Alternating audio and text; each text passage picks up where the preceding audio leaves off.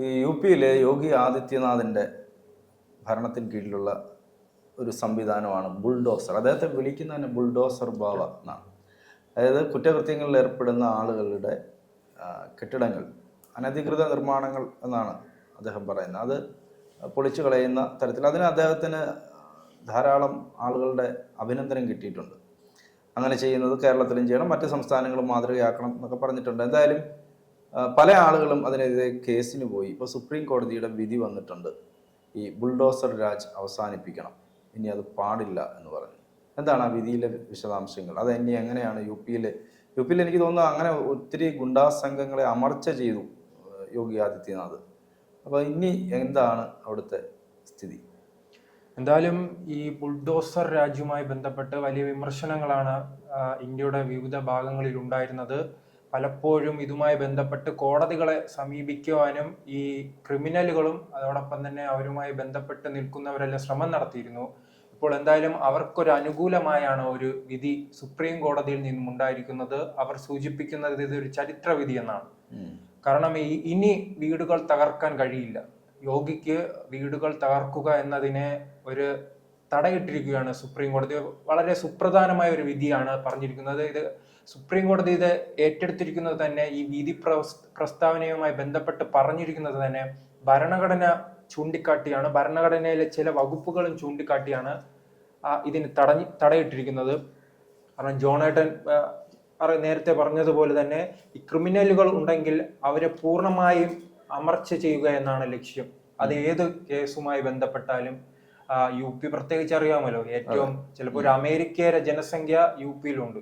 അമേരിക്കയുടെ അത്രത്തോളം ജനസംഖ്യയുള്ള ഒരു രാജ്യമായി തന്നെ മാറാനുള്ള അത്രത്തോളം വലിയ ജനസംഖ്യയുള്ള യു പി പണ്ട് കാലത്തെല്ലാം ക്രിമിനലുകളും അതോടൊപ്പം തന്നെ ക്രമസമാധാന പ്രശ്നവുമെല്ലാം വലിയ രീതിയിൽ ബാധിച്ച ഒരു സ്ഥലമായിരുന്നു. അതിനുശേഷമായിരുന്നു 2017 ഇലക്ഷനോടെ വലിയ ഭൂരിപക്ഷത്തിൽ യോഗി അധികാരത്തിൽ വരികയും ആ ക്രമസമാധാന പ്രശ്നങ്ങൾ എങ്ങനെ പരിഹരിക്കണമെന്ന് ചിന്തിക്കുമ്പോഴാണ് ഈ ബുൾഡോസർ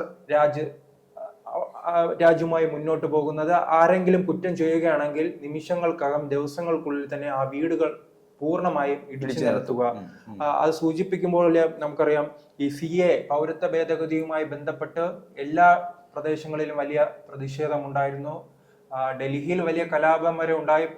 40-ലധികം പേർ കൊല്ലപ്പെടുന്ന ഒരു കലാപം വരെ അത് മാറുന്നതുകൊണ്ട് CA സമരം. അത് ഏതോ ഒരു വിദേശ അമേരിക്കൻ പ്രസിഡന്റോ ആരോ ഇന്ത്യയിൽ ഉണ്ടായിരിക്കുമ്പോഴാണ് ആ സംഭവം തന്നെ ഉണ്ടായത്. അത്തരത്തിൽ വലിയ പ്രശ്നങ്ങൾ നിലനിന്നിരുന്നപ്പോൾ ഇത് എന്തായാലും ബുൾഡോസർ രാജ് കൊണ്ട് ഒരു പരിധി വരെയെങ്കിലും ഈ പ്രശ്നങ്ങളും ക്രമസമാധാനം മുന്നോട്ട് കൊണ്ടുപോകാൻ, പ്രശ്നങ്ങൾ പരിഹരിക്കാൻ എന്തായാലും യോഗിക്ക് കഴിഞ്ഞിട്ടുണ്ട്. പക്ഷെ അത് മനുഷ്യത്വപരമായി നോക്കുകയാണെങ്കിൽ ഒരു ക്രിമിനൽ കുറ്റം ചെയ്യുകയാണ്, പക്ഷെ അദ്ദേഹത്തിന്റെ കുടുംബത്തെ ഉൾപ്പെടെ ബാധിക്കുന്ന, കുടുംബത്തെ ഈ തെരുവിലേക്ക് ഇറക്കി വിടുകയും അതോടൊപ്പം തന്നെ ഈ കെട്ടിടങ്ങൾ ഇടിച്ചു നിരത്തുന്ന ഒരു രീതിയാണ് ഉണ്ടായിരുന്നത്. ഇത് മനുഷ്യാവകാശ പ്രശ്നമായി ചൂണ്ടിക്കാണിച്ചാണ് എന്തായാലും ഒരു ഹർജി സുപ്രീം കോടതിയിൽ ഫയൽ ചെയ്തിരുന്നു. അതുമായി ബന്ധപ്പെട്ടാണ് വിധി ഉണ്ടായിരിക്കുന്നത്. എന്തായാലും ഈ യോഗിയുമായി ബന്ധപ്പെട്ട് പറയുകയാണെങ്കിൽ 2017 ഇലക്ഷൻ അധികാരത്തിൽ എത്തിയതിനു ശേഷം 2022 ഇലക്ഷനിൽ ഈ ബുൾഡോസർ രാജിനെ ചൂണ്ടിക്കാണിച്ചാണ് അദ്ദേഹം വോട്ട് ചോദിച്ചത്. BJP അണികൾ ഉൾപ്പെടെയുള്ളവർ വോട്ട് ചോദിക്കാൻ എത്തുമ്പോൾ, ഈ ഗ്രാമപ്രദേശങ്ങളിലും ടൗണുകളിൽ എത്തുമ്പോൾ ഈ JCB ഉണ്ടല്ലോ, ഈ ബുൾഡോസറുമായി എത്തിയാണ് വോട്ട് ചോദിക്കുന്നത്. കാരണം ഒരു ക്രമസമാധാനത്തിന്റെ ചിഹ്നമായി, ഈ പ്രശ്ന പരിഹാരത്തിന്റെ ചിഹ്നമായി ഈ ബുൾഡോസർ മാറി. പറയുമ്പോഴും നമുക്ക് ഈ ഒരാൾ കുറ്റം ചെയ്തു എന്നുള്ളത് കൊണ്ട് അയാളുടെ താമസിക്കുന്ന ഇടങ്ങൾ ഇടിച്ചു നിരത്തുക എന്നുള്ളത് ന്യായമാണോ ഇല്ലയോ എന്നുള്ളൊരു വലിയ ചോദ്യമുണ്ട്. അതെ അതെ. കാരണം അത് ബാധിക്കുന്നത് കുറ്റം ചെയ്യാത്ത ബാക്കി കുടുംബാംഗങ്ങളുണ്ടല്ലോ. ഇപ്പം നമ്മുടെ കുടുംബത്തിൽ ഒരാൾ കുറ്റം ചെയ്തു, ക്രിമിനലാണ് എന്ന് വിചാരിച്ച് ബാക്കിയുള്ളവരും ക്രിമിനൽ ആകുന്നില്ല. അതെ, അതിലാണ് ഈ സുപ്രീം കോടതി ചൂണ്ടിക്കാണിക്കുന്നത്. അവർക്ക് താമസിക്കാനുള്ള ഇടം ഇല്ലാതായി പോകും. കാരണം ഇപ്പോൾ ഞാൻ കുറ്റം ചെയ്താൽ എനിക്കൊരു കുടുംബമുണ്ട്. ചിലപ്പോൾ ആ കുടുംബം ഉണ്ടെന്ന് കരുതി ഞാൻ ചെയ്യാതിരിക്കുന്ന ഒരു സിറ്റുവേഷൻ ഉണ്ടാക്കാനാണ് എന്തായാലും സർക്കാർ സംവിധാനം ഇത് ചെയ്തത്. പക്ഷെ മറ്റൊരു രീതി നോക്കുമ്പോൾ ആ കുടുംബം പൂർണ്ണമായി തന്നെ തെരുവിലേക്ക് ഉപേക്ഷിക്കപ്പെടുകയാണ്. പക്ഷെ അതിലേറ്റവും പ്രധാനപ്പെട്ടത് UP യോഗി ഇത് നടപ്പിലാക്കിയതിനു ശേഷം പല സംസ്ഥാനങ്ങളിൽ ഇത് തുടർച്ചയായിട്ട് നടപ്പിലാക്കി. BJP ഭരിക്കുന്ന സംസ്ഥാനങ്ങളായ മധ്യപ്രദേശും ആസാമിലെല്ലാം വലിയ രീതിയിൽ ഹിമന്ത ബിശ്വ ശർമ്മ ഇതിലൊരു ഒത്തുതീർപ്പില്ലാത്ത ഒരു മനുഷ്യനാണ് അദ്ദേഹം. വലിയ രീതിയിൽ തന്നെ ഇത്തരത്തിലുള്ള ബുൾഡോസർ രാജ്, ഒരു മദ്രസയെല്ലാം ഏതോ അനധികൃതമായി ഇത്തരം മതപരിവർത്തനമെല്ലാം നടത്തുന്നു എന്ന് പറഞ്ഞ് അദ്ദേഹം പൊളിച്ചു നീക്കുന്ന സാഹചര്യം ഉണ്ടായി. ഗുജറാത്തിലുണ്ടായിരുന്നു, ഡൽഹിയിലുണ്ടായിരുന്നു.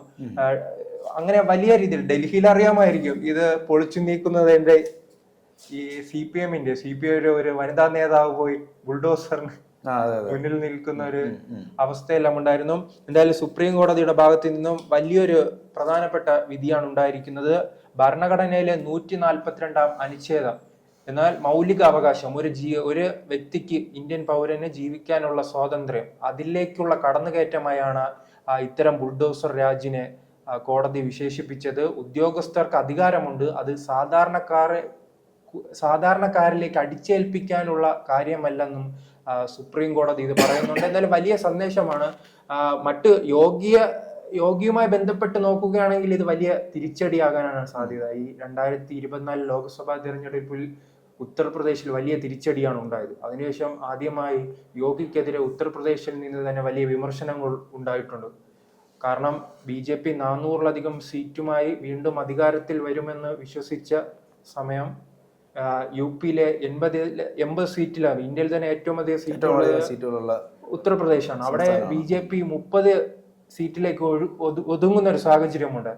അതിനെ തുടർന്ന് വലിയ വിമർശനമാണ് യോഗിക്കെതിരെ ഉണ്ടായത്. യോഗി മോദിക്കെതിരെ ചരട് വലിച്ചു എന്ന രീതിയിലുള്ള വിമർശനം അവിടുത്തെ ഉപമുഖ്യമന്ത്രിമാരും BJP നേതാക്കളും തന്നെ വിമർശനം ഉന്നയിച്ചിരുന്നു.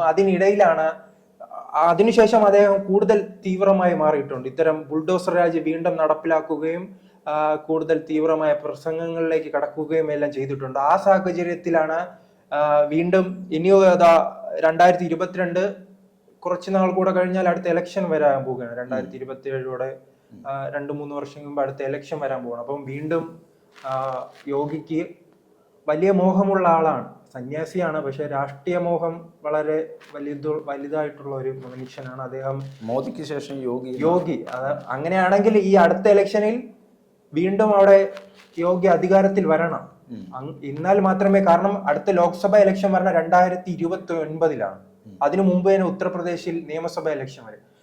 ആ നിയമസഭ ഇലക്ഷനിൽ വീണ്ടും യോഗി അധികാരത്തിൽ വരികയാണെങ്കിൽ ഗുജറാത്തിന് സമാനമായി, കാരണം ലോക്സഭ ഇലക്ഷൻ 2014 നാം നോക്കുകയാണെങ്കിൽ 2014 മുൻപ് നിയമസഭ ഇലക്ഷൻ ഗുജറാത്തിലുണ്ടായിരുന്നു. ആ ഗുജറാത്ത് ഇലക്ഷനിൽ 3ാമത്തെ തവണയും നരേന്ദ്രമോദി അധികാരത്തിൽ വന്നപ്പോഴാണ് പ്രധാനമന്ത്രി സ്ഥാനാർത്ഥിയായി BJP മോദി അവതരിപ്പിച്ചത്. അതുപോലെ തന്നെ സമാനമായ രീതിയിൽ 2029-ലെ ലോക്സഭ ഇലക്ഷന് മുമ്പ്, അതിനു മുമ്പ് ഉത്തർപ്രദേശിൽ നിയമസഭാ തെരഞ്ഞെടുപ്പുണ്ട്. ആ നിയമസഭാ തെരഞ്ഞെടുപ്പിൽ യോഗി വിജയിക്കുകയാണെങ്കിൽ ചിലപ്പോൾ BJP ഈ പ്രധാനമന്ത്രി സ്ഥാനാർത്ഥിയായി അവതരിപ്പിക്കുക ജനങ്ങൾക്ക് മുന്നിൽ. ചിലപ്പോൾ വേണമെങ്കിൽ വിജയിച്ച് ആകാനും കഴിയും. കാരണം വലിയ ഉത്തർപ്രദേശ് 80-ലധികം സീറ്റാണ്. അവിടെ നിന്ന് ഒരു 70 സീറ്റ് നേടുമ്പോൾ തന്നെ ബാക്കി അതിന്റെ സമീപത്ത് ഉത്തരേന്ത്യൻ സംസ്ഥാനങ്ങളിൽ നിന്നെല്ലാം വലിയ രീതിയിൽ സീറ്റ് നേടിയാൽ പ്രധാനമന്ത്രിയാകാം. എന്തായാലും മോദിയുടെ ഇപ്പോഴുള്ള യോഗി എന്ന് പറയുമ്പോൾ നമ്മൾ ആദ്യം മനസ്സിൽ ഓർമ്മ വരുന്നത്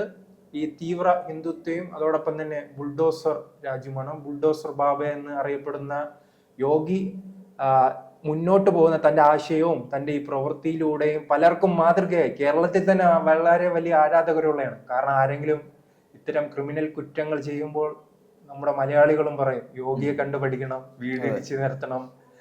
അത്തരം ആരാധകരും അതുപോലെ വിമർശകരും അദ്ദേഹത്തിന്റെ ഈ പ്രവൃത്തിയിൽ വിമർശകരും ധാരാളമുണ്ട്.